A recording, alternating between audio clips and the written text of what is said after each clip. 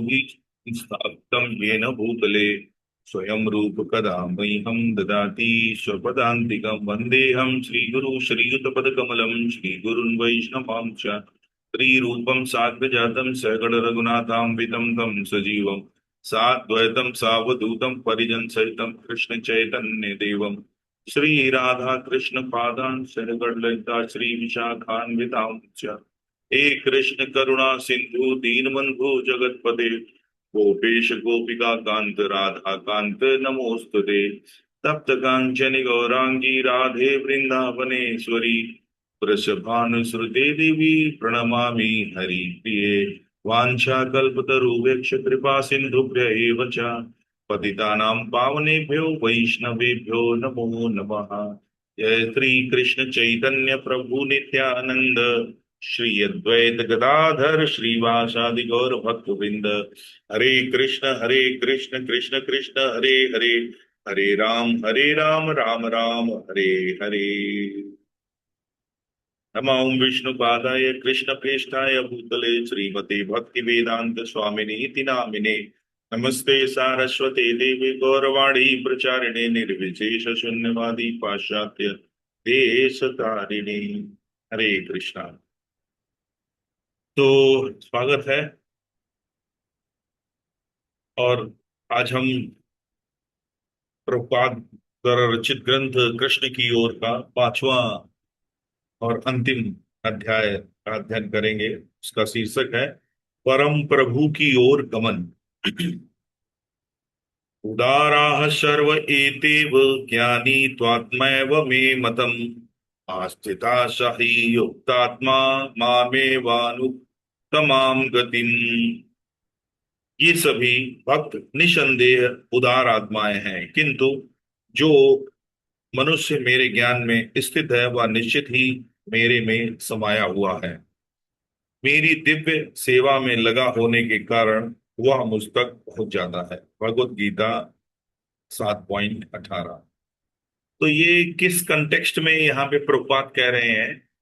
पिछले अध्याय में हमने प्रभुपाद ने वर्णन किया था, जैसा भगवत गीता के साथ ये अध्याय में ही है, चार प्रकार के लोग जो हैं भगवान की ओर अप्रोच करते हैं। तो उन्हीं को पुण्य आत्मा कह रहे हैं। चार प्रकार के कौन थे? अर्थार्थी, आर्त, जिज्ञासु और ज्ञानी। तो इन सभी को क्या है, निश्चित रूप से उदार आत्मा है। क्योंकि देखिए, अगर हमें कुछ चाहिए अगर हमें कुछ चाहिए, किसी चीज की नीड है, तो हमारे पास दो ऑप्शन है। या तो हम अपने प्रमाणिक सोर्स, अगर भाई हम बच्चे हैं तो पिताजी से मांग लें, ठीक है। अगर पत्नी है तो पति से डिमांड करें, ठीक है। अगर हम माता हैं, वृद्ध माता हैं, तो हम अपने पुत्रों से डिमांड करें।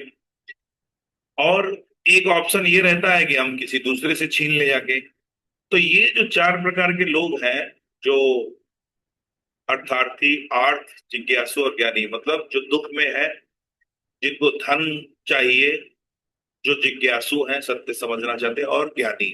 तो ये सब क्या है, भगवान की जो अप्रोच करते हैं इन चार कारणों से, उनको सबको उदार आत्मा कहा गया है। उनको भी महात्मा बोला गया है, क्योंकि ये एटलीस्ट भगवान की अप्रोच कर रहे हैं। कहीं कुछ चाहिए अगर, तो कहीं छीन तो नहीं रहे हैं। तो इनको क्या है, उदार आत्मा बताया है। आगे लिख रहे हैं, यहाँ श्री कृष्ण कह रहे हैं कि दुखी, जिज्ञासु और अर्थार्थी आदि जो भी व्यक्ति उनकी शरण में आते हैं, उन सबका स्वागत है। किंतु उन सब में ये जो ज्ञानी है वह उन्हें अत्यधिक प्रिय है। तो इन चारों में से कौन? जो ज्ञानी है, ठीक है। हालांकि उसकी भी जिज्ञासा है, वो भी एक मतलब किसी कुछ अर्जन के लिए ही आया है। अभी वो शुद्धता के स्तर पे नहीं है, शुद्ध भक्ति के स्तर पे नहीं है, लेकिन इन चारों में वो सबसे बेस्ट है। क्योंकि देखिए, अर्थ जिसको चाहिए वो तो प्योर मैटेरियल हो गया, प्योर भौतिक उसकी डिमांड हो गई। जी जो दुखी है, कष्टों से छुटकारा चाह रहा है, वो भी कहीं ना कहीं भौतिक डिमांड है उसकी। उसके बाद जिज्ञासु, ठीक है, जिसको जिज्ञासा है सत्य जानने की, जिसके अंदर इच्छा है। और उसके बाद फिर ज्ञानी। तो कह रहे हैं कि ज्ञानी उनमें से सबसे प्रिय है। इसका मतलब ये नहीं है कि दूसरों का स्वागत नहीं, आगे लिखते हैं अन्यों का भी स्वागत है, क्योंकि यह समझा जा सकता है कि वे ईश्वर के मार्ग पर चलते रहे तो क्रमशः वे भी ज्ञानी के समान श्रेष्ठ हो जाएंगे। ठीक है। तो विशेषकर इस्कॉन में क्या है, इस्कॉन में जो 80% लोग जुड़ते हैं वो यही कौन से कैटेगरी के होते हैं, मतलब बहुत सारे तो प्रसाद के लिए, प्रसाद बहुत अट्रैक्ट करता है। सबसे पहले प्रसाद। देखो उपेंद्र प्रभु हाथ उठा रहे हैं, प्रसाद से अट्रैक्ट होते हैं, और निश्चित रूप से ये होता है वहां पे भक्तों के द्वारा बनाया जाता है। और जैसा आप जानते हैं कि हम यहाँ इस्कॉन में हायर नहीं करते हैं, बहुत बड़ा फेस्टिवल है, उसमें हायर करते भी हैं, लेकिन तब भी ये इंश्योर किया जाता है कि वो बिल्कुल प्योर मटेरियल ना हो, माला करते हो। ठीक है ना। कोई बात नहीं, अगर इनिशिएटेड नहीं है तो उसका जो हेड कुक है वो एटलीस्ट भक्त होना चाहिए। और बाकी छोटे फेस्टिवल में तो कॉन्ग्रीगेशन ही बनाते हैं, हम ही लोग प्रसाद बनाते हैं। तो ये बड़ा प्योरीफाइंग होता है, स्वाद तो होता ही है, और वो हृदय परिवर्तन भी करता है। तो इस तरीके से। और ऐसा नहीं है, जिज्ञासु भी आते हैं, जिज्ञासु भी आते हैं जिनको बहुत फिलोसफिकल नॉलेज, उनको उनके अंदर बड़े क्वेश्चंस होते हैं, बड़ा वो क्यूरियस रहते हैं। बहुत देखिए इस्कॉन में, मतलब कहीं भी लेक्चर के बाद बहुत प्रश्न उत्तर करते हैं, और बहुत अच्छा है। ऐसे लोग जो हैं जब संतुष्ट होते हैं तो उनकी शरणागति बहुत अच्छी होती है। अगर उनके क्वेश्चन जो है, मतलब हाँ, जिज्ञासा बस वो क्वेश्चन कर रहे हैं, ना कि सामने वाले को हराने के लिए कि हम ज्यादा जानते हैं, लेकिन जिज्ञासा बस अगर हम क्वेश्चन कर रहे हैं तो ऐसे व्यक्ति जो हैं बहुत संतुष्ट होते हैं, सरेंडर हो जाते हैं, शरणागत हो जाते हैं जब उनको उनके प्रश्नों के उत्तर मिल जाते हैं।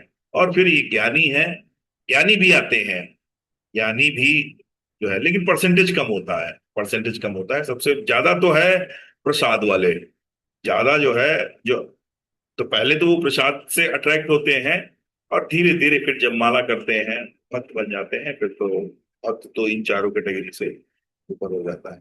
तो वही यहाँ पे कह रहे हैं कि अन्यों का भी स्वागत है, क्योंकि यह समझा जाता है कि यदि वे ईश्वर के मार्ग पर चलते रहे तो क्रमशः वे भी ज्ञानी के समान श्रेष्ठ हो जाएंगे। किंतु प्रायः ऐसा होता है कि जब कोई व्यक्ति किसी लाभ के लिए चर्च जाता है तो उसे धन नहीं मिलता, तो वह निष्कर्ष निकाल लेता है कि ईश्वर की शरण में जाना व्यर्थ है, और वह चर्च से सब संबंध तोड़ देता है। तो देखो ये सब चीज हम भी प्रैक्टिकली देखते हैं अपने आसपास। जो भगवान पे बहुत ज्यादा आश्रित रहते हैं, मतलब भगवान को अपनी डिमांड पूरी करने वाला एक समझ लेते हैं। ठीक है। तो ऐसे केस में केवल जब हम अर्थार्थी बने रहते हैं, केवल हम कुछ लेने के लिए अपना आर्थ, अपने ही दुख दूर करने के लिए भगवान की अप्रोच करते थे, उसमें रिस्क रहता है। क्या रिस्क रहता है हम देखते हैं। देखो बहुत जो है आस्तिक होते हैं, बहुत भगवान पे डिपेंडेंसी रहती है, मतलब उस दृष्टि से भौतिक इच्छाओं को पूर्ति करने के लिए, कि हाँ, कि व्रत करते हैं और खूब पूजा करते हैं, चढ़ावा करते हैं, कोई अपनी भौतिक इच्छा। लेकिन देखिए होता वही है जो भाग्य में है हमारे। ठीक है। जैसे हम कोई भी दुख हमारे जीवन में आता है, उसके लिए कोई हम अलग से एफर्ट नहीं करते हैं, कोई मांगता नहीं है दुख, लेकिन फिर भी दुख आते हैं। तो उसी प्रकार से सुख भी आते हैं, तो वो हमारा ही जो लेखा जोखा है वही हमारे जीवन में प्रकट होता है। तो भगवान क्या है, भगवान तो सुपर प्लानर है, हम अपनी प्लानिंग के हिसाब से डिमांड करने लगे। ठीक है। और मोमेंटरली अगर वो हमारे प्लान में सेट, भगवान की प्लानिंग अगर सेट नहीं हुई हमारी प्लानिंग के साथ, तो हम क्या कहने लगते हैं, हम ऐसे बहुत लोग हैं जो नास्तिक हो जाते हैं। इस तरीके से कोई घटना उनके जीवन में ऐसी आती है कि वो सडनली बड़े आस्तिक होते हैं, बड़े सतोगुणी होते हैं, बड़ा विश्वास रखते हैं पूजा पाठ कर्म कांड में, लेकिन वो सडनली नास्तिक हो जाते हैं। तो इसमें क्या होता है कि जब हम, तो प्रभुपाद वही मेंशन कर रहे हैं कि जब कोई व्यक्ति किसी लाभ के लिए भगवान का अप्रोच करता है तो वहां पे ये रिस्क रहता है। अगर उसका प्लान के हिसाब से काम चल रहा है अब तो सब सही है। लेकिन जैसे ही उसके प्लानिंग में कुछ भी गड़बड़ हुआ, अरे भगवान तो हमारे लिए, ऐसा हम देखते भी हैं, हम अपने आसपास ये सब चीजों का अनुभव करते हैं। तो क्या कह रहे हैं प्रभुपाद की, सकाम भाव से ईश्वर की शरण लेने में यही भय है। और उसका आगे उदाहरण दे रहे हैं कि तृतीय विश्व युद्ध में यह सूचना दी गई थी कि अनेक जर्मन सैनिकों की पत्नियां अपने अपने पतियों की सकुशल वापसी की कामना लेकर चर्च में प्रार्थना करने के लिए गई थी, किंतु जब उन्हें पता लगा कि उनके पति युद्ध में मारे गए तो सब वे नास्तिक हो गईं। इस प्रकार हम चाहते हैं कि ईश्वर हमारी आवश्यकताएं पूर्ति करने वाला बन जाए। जब वे ऐसा नहीं करते तो हम कहने लगते हैं ईश्वर है ही नहीं। भौतिक पदार्थों की प्राप्ति के लिए ईश्वर से प्रार्थना करने का यही प्रभाव है। तो यहाँ पे ये तात्पर्य पढ़ के हमारे मन में ये शंका आ सकती है, तो फिर क्या मतलब भगवान से हम क्या मांगे नहीं? वास्तव में जब हम ये समझ जाएंगे, ठीक है, जब हम भगवान को ही मांग लेते हैं, मतलब भक्त के लिए क्या है, भक्त की प्रॉपर्टी भगवान ही होते हैं। जैसे एक भक्त थे, वो अपने घर का जो है टूर करवा रहे थे, कोई आया था तो उनको बता रहे थे ये देखिए ठाकुर जी का है, ये ठाकुर जी का, मतलब वो हर चीज जैसे ये कार को दिखाए, ये ठाकुर जी की कार है, और ये जो है ऐसा है, ये ऐसा है, ये देखिए ठाकुर जी का डाइनिंग रूम है। इस तरीके से वो बोल रहे थे। अब फिर जब मंदिर आया उसमें ठाकुर जी विराजमान थे, बोले बस यही हमारे हैं, बाकी सब ठाकुर जी का है। ये ये ठाकुर जी का नहीं है, इतना एरिया जो है ये हमारा है, क्योंकि इसमें ठाकुर जी बैठते हैं। तो इस तरीके से हम ये सोच सकते हैं कि भाई मांगे किससे मांगे, तो वास्तव में कि एक बार भगवान टेक केयर नहीं करेंगे क्या, जितना हमारे लिए आवश्यक होगा उतना पूर्ति करेंगे। भगवान योग क्षेम वहम में हम बोला है ना, योग कराएंगे, जो नहीं है उसको देंगे, और जो है उसकी रक्षा करेंगे। ठीक है। और वास्तव में हमें चाहिए क्या, हमें चाहिए क्या, हमसे ज्यादा बेहतर भगवान जानते हैं हमें क्या चाहिए। क्योंकि हमें, अगर हम अपनी अपनी लिस्ट अगर बनाएंगे कि हमें क्या चाहिए, तो बताइए अगर आपसे कह दिया जाए कि क्या चाहिए, एक लिस्ट बना के दे दो, जो लिस्ट दे दोगे वो दे देंगे। बताओ। जैसे एक हमने कविता पढ़ी थी कि पूरे सागर की, समुद्र की स्याही बना लें और सारे पृथ्वी को कागज बना ले, तब भी हम भगवान की लीलाओं को नहीं लिख सकते। तो ऐसे ही क्या है कि पूरी स्याही खत्म हो जाएगी सागर की, हमारी लिस्ट जो है वो पूरी नहीं हो पाएगी। सोचो जरा अगर कोई मांगे। ठीक है। तो भगवान टेक केयर करते हैं। और वास्तव में देखो, एक बात ये समझ लो जीवन में, मतलब है बड़ा मुश्किल, लेकिन ये सब चीजें कि देखो शांति तब नहीं आती है इस कि जब सब ठीक हो जाएगा, तब शांति हमारे जीवन में आ जाएगी। जो ये सोच रहा है वो हमेशा अशांत रहेगा। जो ये सोच रहा है कि सब कुछ ठीक होने के बाद हमारे जीवन में शांति हो जाएगी, तो वो सब हमेशा अशांत रहेगा। लेकिन जो जिसने ये समझ लिया कि भैया शांति सब कुछ ठीक होने से नहीं होगी, हमें ही शांत होना पड़ेगा, शांति सब कुछ ठीक हो, तो क्योंकि जो ये सोच रहा है सब कुछ ठीक करने से शांति आई, तो वो फिर क्या करेगा, वो सब कुछ ठीक करेगा। ठीक है। एक वो छेद बंद करेगा, दूसरे से टपकेगा, मतलब वो यही करेगा, बचा नहीं पाएगा, बह जाएगा सारा पानी। तो ये समझ लेना चाहिए कि शांति हमारे जीवन में तभी आएगी कि ये शांति सब कुछ ठीक, जब ये हम समझ लें कि सब कुछ ठीक होने के बाद शांति नहीं आई आएगी, तब हम शांत हो जाएंगे।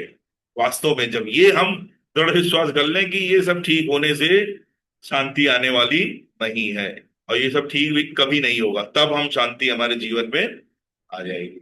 तो भगवान क्या है, भगवान टेक केयर करते हैं, बुद्धि देते हैं, ददामि बुद्धि योगम तो, भगवान बुद्धि देते हैं, हमारी चेतना को बदलते हैं। सिचुएशन देखिए, कोई भी सिचुएशन है क्या वो खराब या सही होती है? सब कुछ सापेक्षिक है, देखते ही है। एक सिचुएशन हमारे लिए अच्छी होगी, दूसरे के लिए खराब होगी, दूसरे के लिए अच्छी है तो हमारे लिए खराब। तो कोई भी सिचुएशन ना हमें प्रसन्न कर रही है ना हमें दुख दे रही है, बस ये हम ही है जो हम अपनी बुद्धि के अनुसार, अपने चेतना के अनुसार किसी सिचुएशन से परेशान हो रहे हैं या किसी सिचुएशन से प्रसन्न हो रहे हैं।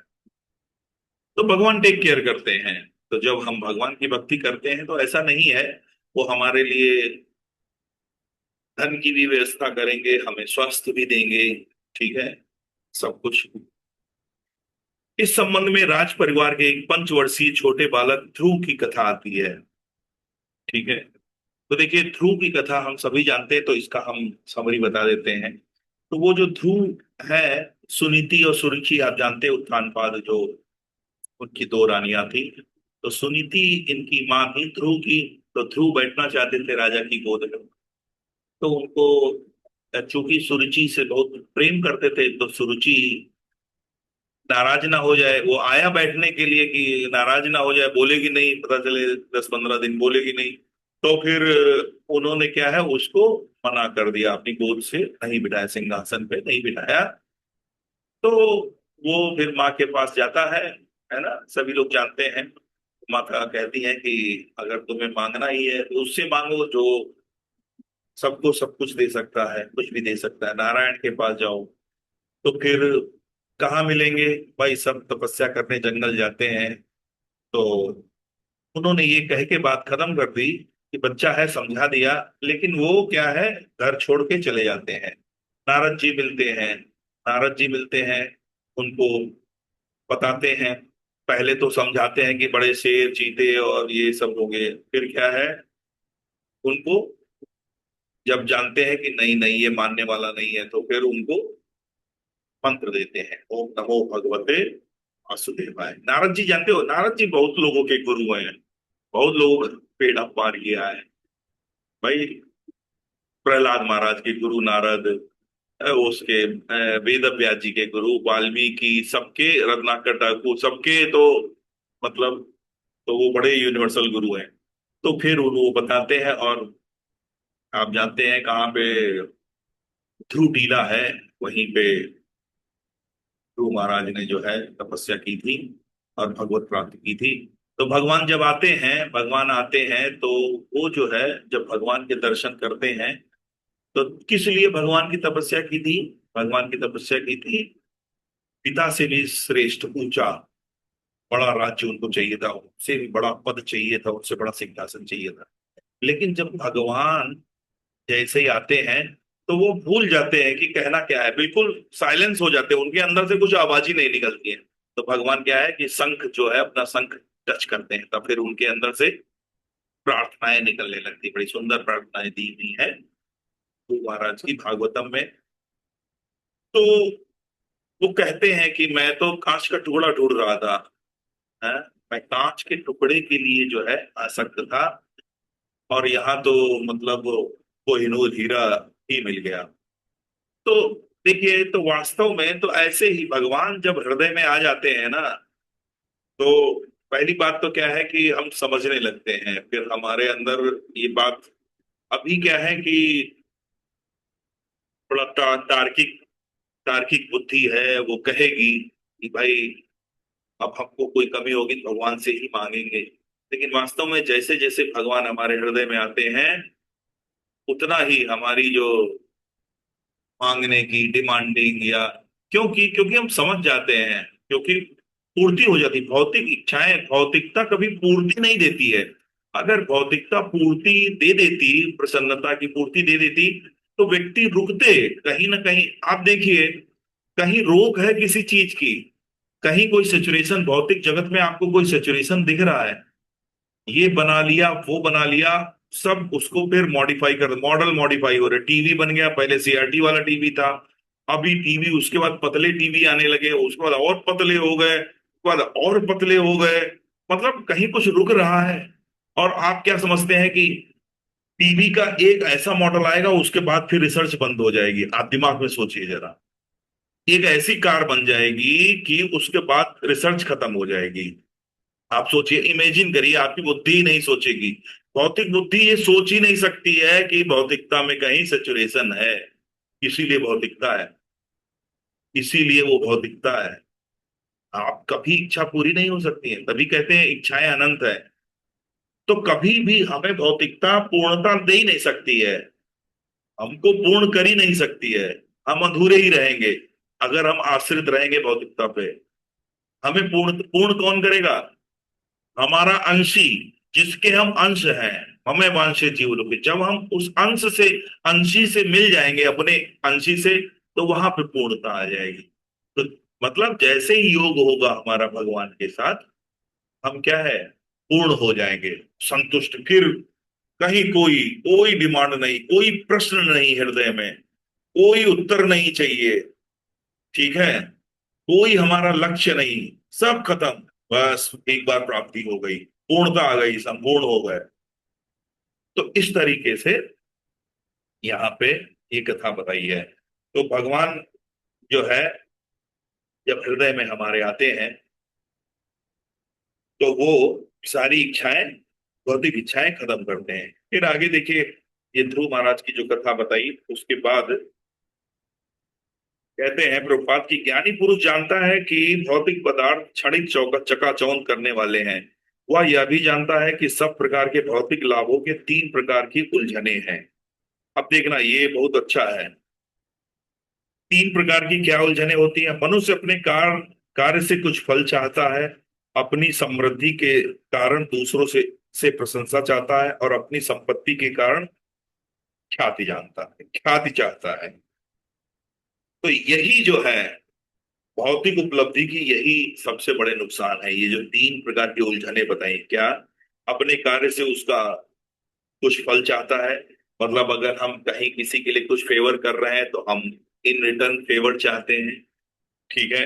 किसी के लिए कुछ कर रहे हैं तो हम एक्सपेक्ट करते हैं कि हमें, हमारे लिए भी वो करे। नहीं करते हैं, नहीं होता है अगर, तो प्रॉब्लम होती है। अपनी समृद्धि के कारण दूसरों से प्रशंसा चाहते हैं, सभी चाहते हैं। और इसी प्रकार से ख्याति चाहते हैं। वह यह भी जानता है कि ये बातें केवल शरीर पर ही लागू हैं, जब शरीर समाप्त हो जाता है तो ये भी समाप्त हो जाती है। यानी व्यक्ति क्या है, इन तीन प्रकार के उलझनों में नहीं पड़ता है। जब शरीर मर जाता है तो कोई भी व्यक्ति धनवान नहीं रहता, वह केवल आत्मा रह जाता है, और अपने कर्मों के अनुसार दूसरे शरीर में प्रवेश करना पड़ता है। गीता कहती है कि ज्ञानी पुरुष इससे मोहित नहीं होता, क्योंकि वह जानता है कि वास्तविकता क्या है। तो फिर भौतिक संपत्ति पाने के लिए उसे इतनी चिंता क्यों करनी चाहिए? उसकी मनोवृत्ति यह होती है, मेरा परम भगवान श्री कृष्ण से शाश्वत संबंध है, अब मुझे इस संबंध को सुदृढ़ बनाना चाहिए, जिससे श्री कृष्ण पुनः मुझे अपने परम धाम ले जाएं। सिंपल उसका ये लक्ष्य होता है। ब्रह्मांड की स्थिति हमें पूरी सुविधाएं प्रदान कर रही है, जिससे हम श्री कृष्ण के साथ अपने संबंध को पुनः स्थापित कर सकें और भगवत धाम वापस लौट सकें। जीवन में यही हमारा लक्ष्य होना चाहिए। हमें जिन जिन वस्तुओं की आवश्यकता होती है, भूमि, अन्न, फल, दूध, गृह, वस्त्र, वे ईश्वर द्वारा प्रदान की जा रही हैं। हमें केवल शांति पूर्वक जीवन यापन करते हुए कृष्ण भावना भावित होना है। यही हमारे जीवन का लक्ष्य होना चाहिए। अतः अन्न, वस्त्र, गृह, सुरक्षा और काम वासना के रूप में ईश्वर ने जो कुछ हमें दिया है, उससे हमें संतुष्ट रहना चाहिए, तथा और अधिक की कामना नहीं करनी चाहिए। वही सभ्यता सर्वश्रेष्ठ है, जो सादा जीवन, उच्च विचार के सिद्धांतों का पालन करती है। प्रभुपाद ने अपने कई जगह तात्पर्य में, भगवत गीता के तात्पर्य में, भागवतम के तात्पर्य में एक बात लिखा है कि एक व्यक्ति के पास छोटा लैंड का टुकड़ा हो और गाय हो, उसका जीवन जो है बहुत अच्छे से उसका जीवन यापन हो जाएगा। लैंड का थोड़ा सा टुकड़ा फार्मिंग के लिए, गाय, ठीक है, गाय थोड़ा व्यवसाय के लिए, मतलब क्योंकि गाय के जैसे दूध होगा हमारे अपने पोषण के लिए भी, और गाय के बछड़े होंगे, वो बैल हल जोतेंगे, बैलगाड़ी चलाएंगे, ट्रांसपोर्टेशन होगा, तो वो जीवन बहुत अच्छे से यापन कर सकता है। तो यही सादा जीवन उच्च विचार है। भोजन अथवा काम वासना का किसी कारखाने में निर्माण करना संभव नहीं है। और ये जो भी अन्य पदार्थ हमें चाहिए, वे ईश्वर द्वारा उपलब्ध होते हैं। हमारा कार्य तो बस है, इतना है कि इन पदार्थों से लाभ उठाएं और ईश्वर भावना भावित हो जाए। तो यहाँ तक हम कहते हैं। तो ये हम यहाँ पे क्लोज करते हैं। अगर किसी का कोई प्रश्न है, कोई जिज्ञासा है,